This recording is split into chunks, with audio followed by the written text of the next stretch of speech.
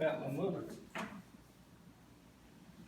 My mother was she always told me that she was her daddy's boy.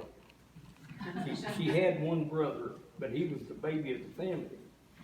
And she had an older sister that died very young. So my mother was actually the second child, but she was the first one that became an adult, lived to be an adult. Well, this was back when everything was done with horses and mules and, lots of handwork and cows and everything. And so she just did what a boy would do, and she was very good at it. And the main thing was that she just loved it. Boy, she could sew. Man, I had 3 sisters. And she could stitch stuff that anybody would wear, and be glad to have it. But as soon as she could get out of that house, she was on her way to the field. Boy, there wasn't anything in the field that she didn't like to do, and she was great with livestock. So can't hardly beat that, and she could cook. Anyway.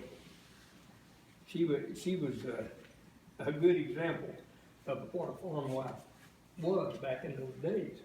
It's called Mama's Mules. Farming was in my daddy's blood. It was his occupation for life. He loved it and us 5 kids and my mother, the farmer's wife.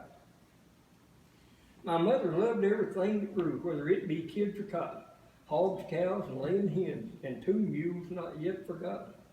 My dad got them when very young and broke them to the plow. They were an almost perfect match. In my mind, I see them now. My mom always worked outside. As soon as her house chores were done, she'd hitch them up and head for the field for what she considered fun.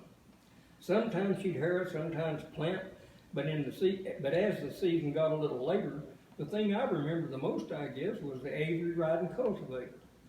The mules hit their collars and never looked back. They stepped lively down those cotton roads. She would work them until supper time approached, and off to the house they'd go. Mom would unharness her team of mules, then watch them roll on the ground, wash them down, curry them till they shined. A prettier pair couldn't be found. All things changed, and this did too, as tractors started tilling the soil. You can't scratch their ears or look in their eyes, and their diet is gasoline and oil. Mother hated to part with those little mules, but she knew that there was really no choice.